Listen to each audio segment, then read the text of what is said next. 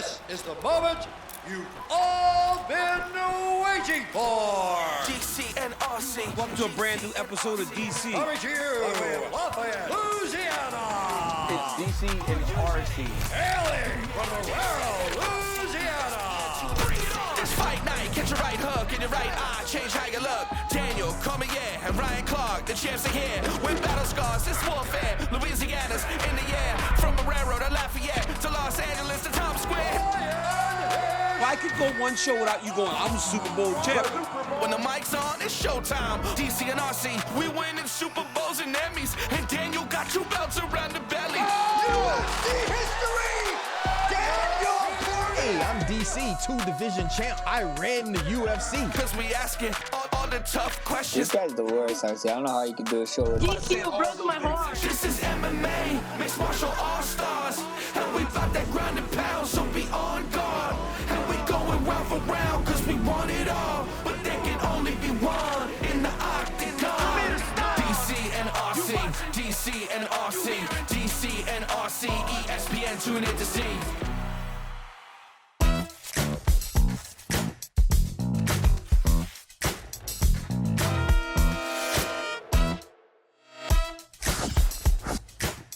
Hey, that's What's up, guys? hard, Welcome to a brand bro. new episode. Dog, we got our own song up in this piece. Dog, welcome to DC and RC. I'm Daniel Cormier. That's my RC. What's up, man? Very familiar backdrop back in Bristol. The grind is about to start for my guy. If you weren't busy in Man, listen, you know, bro, like, I'm excited. The season is here. We got Monday Night Countdown. I have DC and RC every Tuesday still on NFL Live. But, like, this is what we signed up for, bro. A boy from Lafayette, a boy from the West Bank of Louisiana, doing big things, repping our state the right way, bro. And I'm excited to talk about what we have on the show today. You know, a lot of times people start to feel sorry for the travel and everything, but we chose this. And you always got to be blessed to know that you got what you look for. Coming up on the show, guys, we're going to talk about Max Holloway's big win over the Korean Zombie. We also look forward to UFC 296 and try to figure out who's going to headline one of the biggest cards of the year. And as always, we tap in or we tap out. RC, Lil Daniel was playing Madden yesterday, bro, and I saw y'all on Madden. No, you really did come up. Why didn't you tell me? Why didn't you tell me? Hey, bro, because it was a secret, man, so we couldn't let it out until Madden actually dropped. And it's one of those weird things. They couldn't promote the pivot. So Fred, Channing, and myself basically had to go into a deal as individuals and be the Madden cast. It was super cool. 3 former football players on a game that you dreamt of being on as a player, to now be on it as an analyst or quote-unquote podcaster. It's super dope, man, and the blessings just keep coming. Yeah, absolutely. Happy for you guys. I was like, dang, that's RC them up there too. Like, this boy everywhere, man. I can't close my eyes and not see Ryan Clark. Ryan. But another guy that was front and center last weekend has lived there in mixed martial arts, Max Holloway. He got that fight that he was asking for so long against the Korean Zombie. And not only did he win, he delivered in resounding fashion. You couldn't have even expected Max to look any better. How impressed were you? But I feel like my biggest question when it comes to Max Holloway, RC, is how frustrating is it to be that good but be just right underneath one person? Because he's so clearly the second best guy in the weight class, but that he just dominates other guys like this. Yeah, what is he? Something like he's undefeated against the rest of the people in the featherweight division, but he's 0-3 against champion Alexander Volkanovski. And he's just that good. When you're talking about Max Holloway, the way that he's boxed, you go back to Yair Rodriguez and turning himself into a total mixed martial artist by holding him up against the cage, using his wrestling and his grappling. And so when you think about Max Holloway, you think about Hall of Fame, you think about one of the best to ever do it. I still have that vision in my head of him screaming to y'all, I'm the best boxer. This the varsity. Like, that's who Max Holloway is. This is the same dude in a championship fight against Brian Ortega was teaching him how to block the strikes while still striking with him. And so Max Holloway once again goes out against the Korean Zombie and puts on an absolute show that's finished with the overhand right. But before I pass it back to you, DC, and allow the world to get your thoughts, which is really why they come here, I want to give props to the Korean Zombie. I want to talk about a mixed martial artist that lived up to his nickname or octagon name so much, we stopped using his real name. And when he came out for the third round, he came out ready to swing for the fences. He came out ready to go toe-to-toe with one of the best that has ever done it. And if that's the way we are going to see the Korean Zombie off, I say this all the time.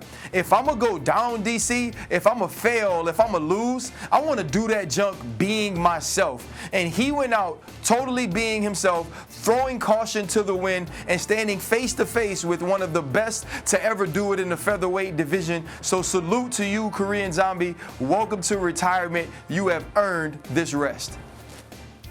His name, yeah, you know, it's crazy. Like you said, Ryan, we stopped using his name. His name is Chan Sung Jung, right? But he was so and regarded as the Korean Zombie that people didn't call him that anymore.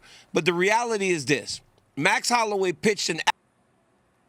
It was like watching a guy that's pitching and he's pitching a no-hitter or a one-hitter because he was doing exactly what he intended to do inside the octagon, and he was always ready. One of the things that was most evident to me whenever the fight started, he looked stronger. He looked bigger. He looked like he had put on some muscle going into this fight, and he was ready for everything. But when the Korean Zombie went full zombie mode, Max once again proved, as we have seen him do on many occasions, how tough he is. This is a Hawaiian boy that is tough and mean. And if you're going to fight him, he's going to fight you. He did it with Jeremy Stevens with 10 seconds to go. He's winning the whole fight, points to the center of the octagon and says, let's go. Stood there and just threw bang and just banged with him when he didn't have to. Korean Zombie tried to do it this weekend, gets hit with the right hand. Max Holloway, again, why he is one of the greatest fighters of all time, bro. And I'm not saying this because we're friends. I love Max Holloway personally, but in terms of his athletic ability and his accomplishments, they are second to none. The guy's 18-0 against the rest of the featherweights. Only guy that can figure him out is Alexander Volkanovski, and that is nothing to sneeze at because Volkanovski is great. But Ryan, you wanted to give the Korean Zombie his flowers. You wanted to tell how impressed you were by his approach. I sit next to that on RC so many times, and I watch someone losing 28 or two rounds to nothing with a round to go, and they sit back almost waiting for the final bell. And it is the most frustrating thing in the world to me. Korean Zombie was losing 2 rounds, and opposed to sitting there and waiting, he said, man, to hell with this, I'm fighting. I am going to fight. I'm going to go out on my shield. The appreciation for the Korean Zombie is rooted in those types of moments where you saw him overcome adversity, die on his shield, and just give. And bro, when they played his walkout song afterwards, man, I about started crying. Korean Zombie, because you know he got that song from the Cranberries. It's called Zombie, and the crowd was singing it. It's in Singapore. Dude, it was a crazy moment. My boy Eddie Cha in his arms. It was a retirement befitting a guy that stole the hearts of the whole general mixed martial arts public. You know what it is, too? It's really something you have to pay respect to Max Holloway for as well. Max Holloway called for this fight. Max Holloway is the #1 contender in the featherweight division, but we've seen him fight the Yair Rodriguez's, the Brian Ortega's, the Calvin Caters. We've seen all of this before, and he's seen it, right? He's been in the octagon with those dudes. He knows that he's better, but he respected Korean Zombie so much. He didn't want his career to end. That's Max Holloway's career. And he didn't want the Korean Zombie's career to end without ever being inside the octagon with him. To me, that's the utmost respect, DC. Yeah, I'm fighting down 7 slots. Yeah, I'm fighting someone that lost in 4 rounds to Alexander Volkanovski. But I'm okay, but I'm okay with that. I'm okay with getting in there with somebody I respect, somebody who I know is coming to fight each and every day. And that's what you got to respect about a guy like Max Holloway. And it's crazy. Max Holloway's 31 years old, dog. Like, Max Holloway's not one of these dudes that's entering his 40s and that's out of his prime. He's already the all-time strikes leader in mixed martial arts. My son, Jordan, is texting me, and he was like, Pop, I don't know what the hell Max Holloway's face is made out of. And so when you look at him now, though, DC, after fighting Korean Zombie, after seeing him dominate Arnold Allen in the fight previously, there is nobody else for him other than Alexander Volkanovski inside of the division. What's the next step for Max? Where do we see him go next, DC? Because now it's like you're must-see TV whenever you're on. We just don't know who we must see you against. You know, it's the craziest thing trying to figure out what's next for Max Holloway. Another thing before I want to toss to some sound that Max had at the press conference, Max Holloway got out the way, right? He was fighting for Hawaii. We know what they're going through over there. But he got out the way and allowed the Korean Zombie to have a moment. He didn't have a long post-fight interview. He knew what was happening.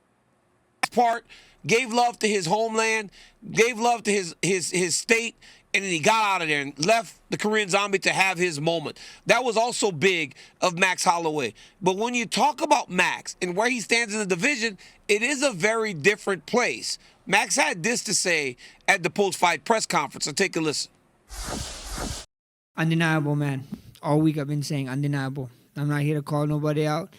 That's your guys' job to figure that out. That's the fans' job to do for me. So I'm just here to be undeniable. I want to win the title back. I want to defend it a bunch of times, and after we do that, maybe even go up a weight or two to get more titles. So we'll see what happens. You know, anything's possible. All I got to do is focus. You know, keep one foot in front of the other, and keep grinding. What I'm thinking is this: with Max Holloway saying, "I just want to be undeniable," it's hard to deny a guy another opportunity whenever he fights in the way that he fights. Granted, that Alexander Volkanovski has some work to do. He's going to fight Ilia Topuria, and we will see what happens there. But I think for Max Holloway, if you continue to put him in there with people, it seems as though he's going to continue to beat them, which then in turn makes less challengers for the champion, Alexander Volkanovski. So you find him in a really odd situation. I mean, like 3,100 strikes. The second is Angela Hill. She has 1,800, bro. Dude's got over 1,300 more strikes landed in the UFC over the second person on the list. But if he goes and fights a Topuria, he's going to be favored. If he goes and fights Arnold Allen, he beat him. So I don't know if continuing to march him out there with more featherweights is the right thing to do. Change at the top. For Max Holloway, I think the biggest thing for him is going to be change. He needs hope that Topuria can get the job done against Volkanovski, because just like Valentina Shevchenko, losing the belt, it refreshes the division. And that's exactly what Max Holloway needs. Yeah, I mean, you want to say that Ilia Topuria can get in there with Alexander Volkanovski and really solve a puzzle that no one else has been able to solve, which is the puzzle of Volk, but I just don't see it happening. And it almost feels like Max Holloway has to be in some sort of limbo until something at the top of the featherweight division changes. So for me, is Max Holloway now the super fight guy? Does Max Holloway try to move up to 155 where we know that Islam Makhachev is king? It's such a difficult place for him to be because you are one of the most exciting fighters in the entire organization. You are one of the best fighters in the entire organization. And if not for one man, maybe has the longest featherweight reign of all time.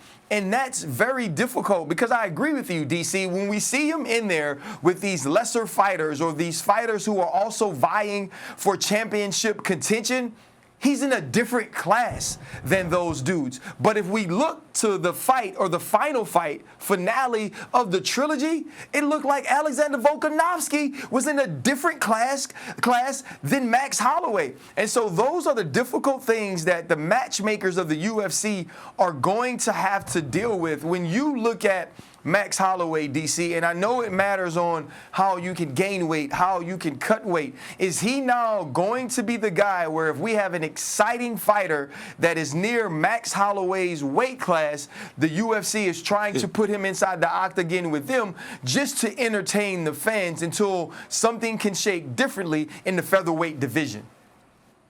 You know what's crazy, RC? It's like, I understand. Give him the fun fights, but generally you give the fun fights to the guys that kind of on their way out. Like you said, Max is 31, bro. Like, this dude is 31 years old. It's crazy. We have watched him grow up inside the octagon. He's one of those guys that just a special talent, and you feel like he's going to be around for a long time still. Dude, Max Holloway, for all the damage that he's taken, RC, has never been knocked down. Like Jordan said, the guy's granted, he cannot be hurt. He's so tough. He's so that he is going to be a handful for anyone. It'll be interesting to see what happens with him next, because the one time he fought at 155, he seemed a little bit small. So for as big as he is at featherweight, it would be like, in terms of him being a lightweight, he's not necessarily a big guy at 145. So when you think about Max Holloway, RC, he's one of the all-time greats, but he's not currently holding a championship. So I think the best fighters in the UFC that don't hold the title, excluding Max Holloway. We can't put Max on the list, but who do you believe are three fighters currently in the octagon fighting that don't hold the UFC championship?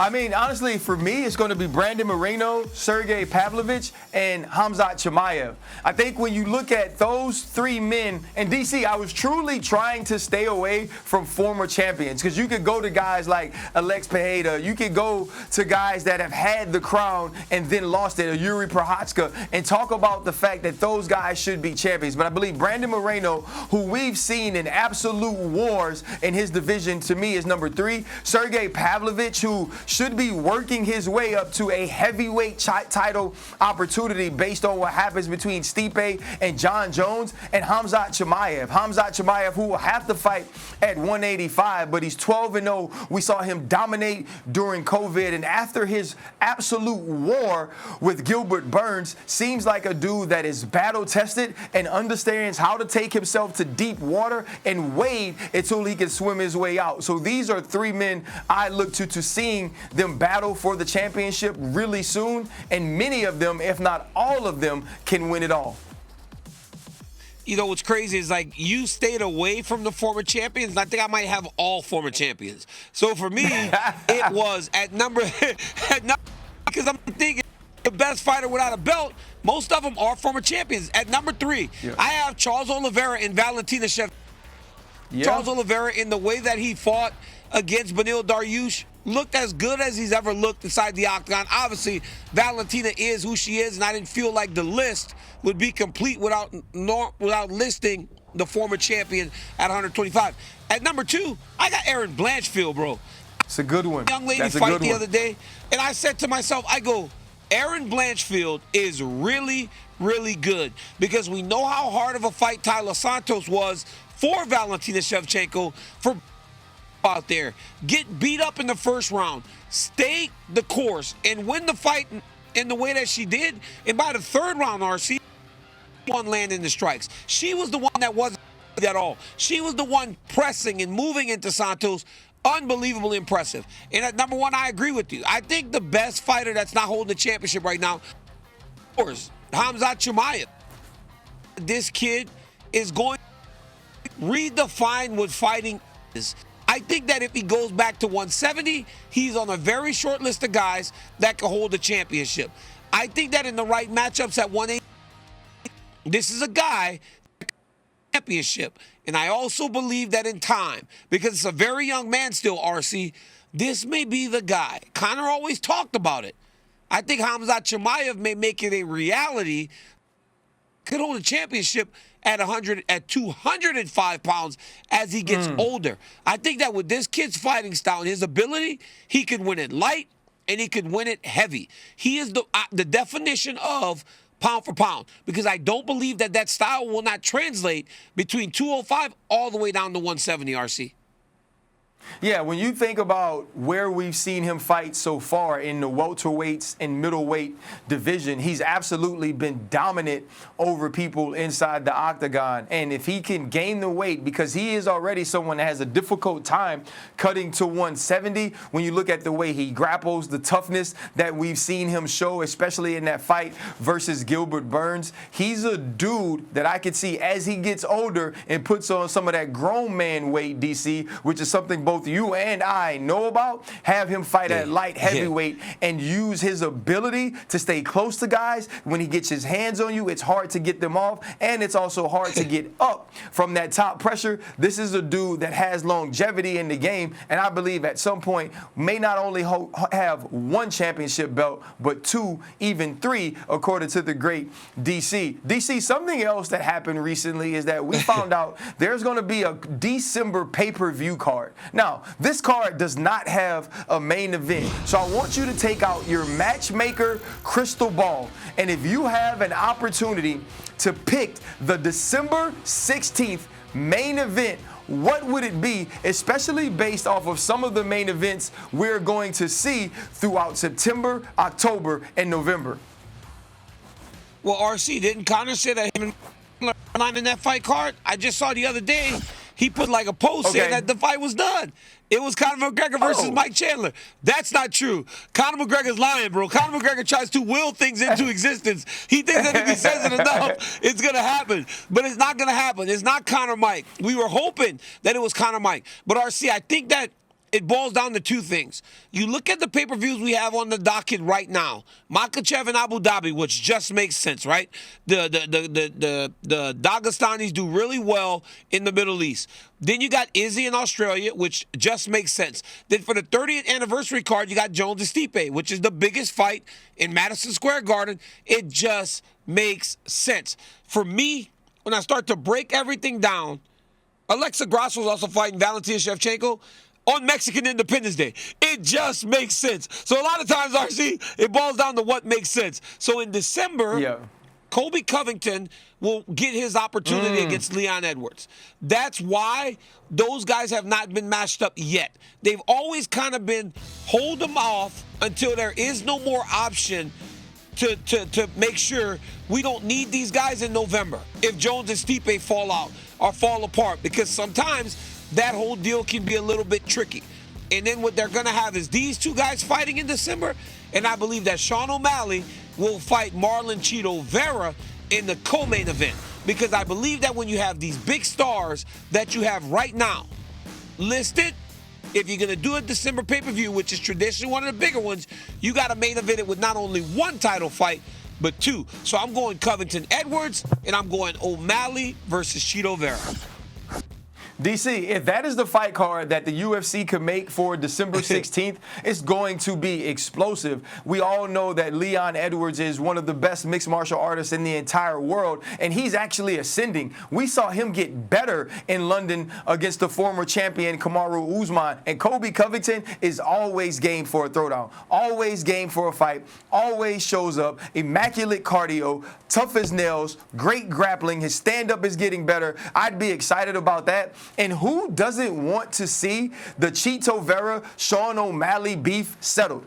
Right? These are 2 dudes who both think they're better than the other guy, but Chito Vera actually has the win. A win that Sean O'Malley does not count as a loss.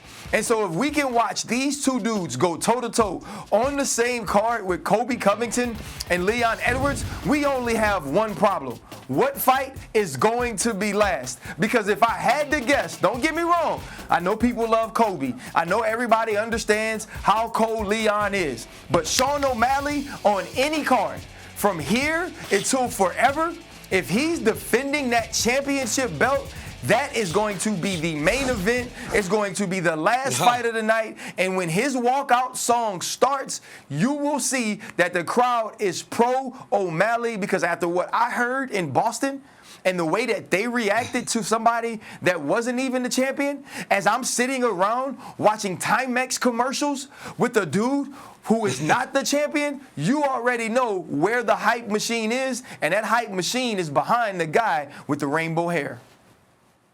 RC, very rarely does the light guy walk last. If you got it, usually, if it's a lighter guy and a heavier, the heavier guy makes the walk last. That's just the way it does. There's been one instance where a championship fight was the co-main event, and it was Miesha Tate versus Holly Holm. They were on the undercard when Conor McGregor fought Nate Diaz. So you kind of get it. But O'Malley's walking after Leon Edwards. After Leon Edwards has just won 2 fights over Kamaru Usman. That's telling, RC, in regards to who Sean O'Malley is and how he is viewed in the world. And you know what? You know what's even crazier? I can't strongly disagree with you, because I do believe that level that dude might hit the curtain last. But RC, as we do every single week, my brother, we got to tap in or we got to tap out. Corporate Jake, let's get it. All right, guys, Saturday night, the aforementioned Erin Blanchfield solidified herself as one of the best flyweights in the world. DC, tap in or tap out. This time next year, Erin is a UFC champion. Man, I don't know, man. Because I can't tell you that, because that would put me on the side of predictions, and I can't predict fights with my job at the commentary table. I'm not willing to. One of my greatest source of income to say that, but I do believe that she should fight by this point next year. I don't know if she's going to win, because Corporate Jake, as much as I love you, as much as I love ESPN, y'all don't pay me what the UFC pays me not to predict fights, so I ain't doing it.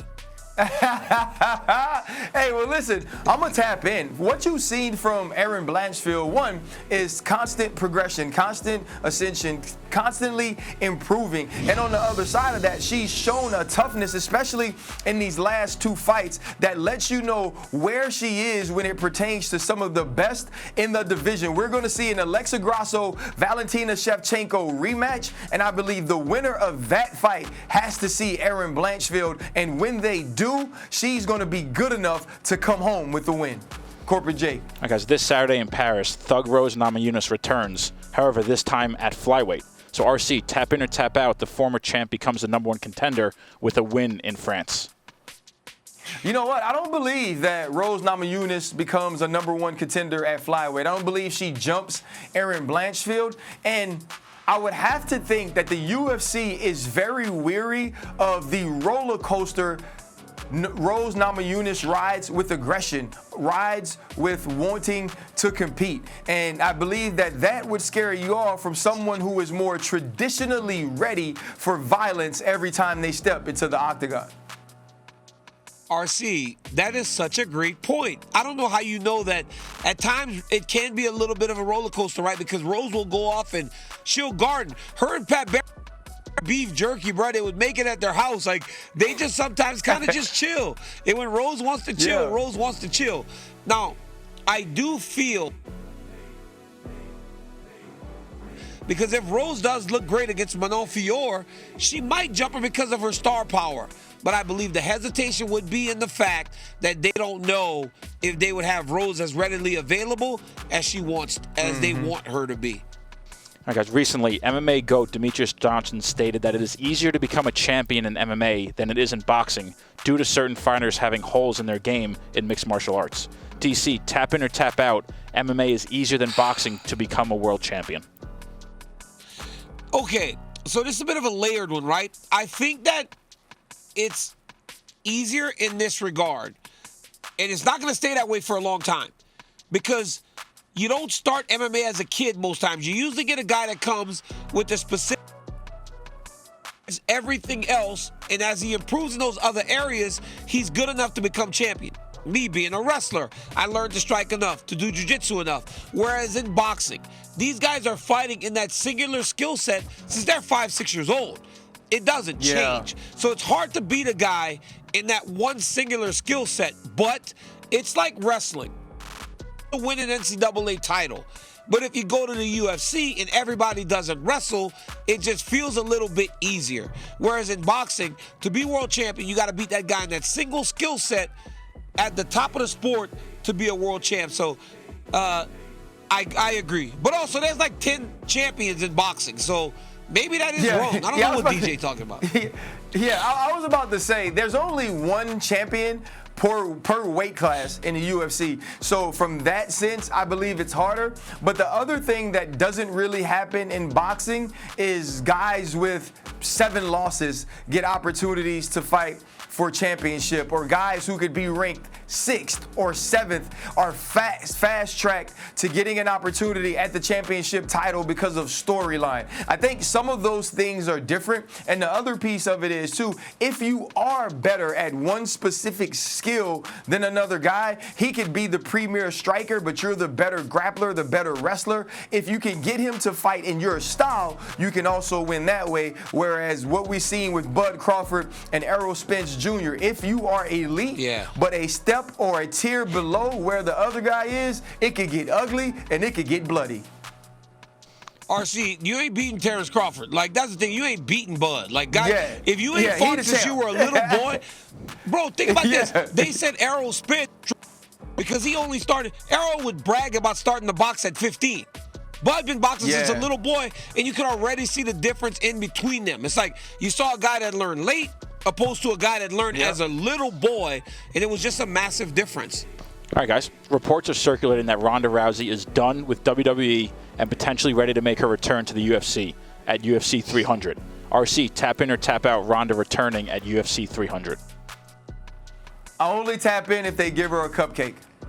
If you give Ronda Rousey somebody who is really serious about mixed martial arts, is experienced and understands it, I don't want to see it. I tap all the way out on this. Ronda Rousey is a part of the reason, a large part of the reason why women have become so skilled. She became a superstar. She showed what can possibly happen if you become the UFC champion and you have charisma, you have personality, you have the look. So now more women have begun to train in the disciplines that will allow you to be a mixed martial arts champion. I don't want to see Ronda Rousey come back and be worse than what we saw versus Holly Holm or Amanda Nunes. You know, Ronda Rousey is not coming back to fighting. Ronda Rousey, I know, or I've heard, wants to do stuff with her family. And Ronda doesn't need to come back to fighting. This rumor was started by a girl that was fighting a few weeks ago because I think she was hopeful for it. Ronda was a supernova, Ryan. She was exactly what, remember, the UFC did not want women fighting. But how do you not deny Ronda? You couldn't. And she became an even bigger star than anyone could have ever imagined. But I do not believe for 1 second that we'll ever see Ronda Rousey inside the octagon again. All right, guys, last one. Sean O'Malley solidified his recent title win in a way that will be with him forever. A tattoo right on his forehead. DC, tap in or tap out on Sugar's new tattoo? I tap out, bro, because guess what? You got to grow old with those tattoos. Like, those tattoos don't go anywhere. You have them for the rest of your life. So when you're 70 years old, you got a Sugar with a champion on the top of your eyelid. So, no, I tap out, man. Look, the kids probably love it because the kids love everything that Sean O'Malley does. But as a 45, how old am I? 44, 45-year-old man? Out on him winning that championship belt and then tattooing it on his forehead. We all know who you are. We know you're Sean O'Malley, the Sugar Show and the champion. Yeah, I'll be honest, man. I tap in on it because that's who he is. That's who he is. Like, if you look at Lil Weezy, we both from Louisiana. Lil Weezy has tattoos all over his face. Lil Weezy has never thought about having a real job. Now he's going to be on TV every Friday debating on a sports debate show. I think times have changed. And yeah, he's going to look funny when he's 70 years old, but he's going to be 70 years old and wrinkled like a bad avocado anyway. So it really doesn't matter. So Sugar, if you want to live that life, get paid, tell everybody that you're the champion, go ahead and do it. Now, what's going to be bad is you go out there and you don't win your next bout, and now you're like, golly, man, got this tattoo for nothing. RC, get a tattoo on your face and see how many of them shows you Get a tattoo on that pretty face of yours and see how many of them shows you gonna still be in here. Look. It's the money Once maker. again, my brother, I gotta let you get back to work, dog. I gotta let you get back to work. As I'm done, I know you ain't done. Guys, find the show every Tuesday on YouTube, wherever you get your podcast, and now on ESPN 2. RC, enjoy the rest of your week, my brother. Always fun tapping in with you. My dog. Time, guys. I'm that's Ryan Clark. We will catch you. Peace.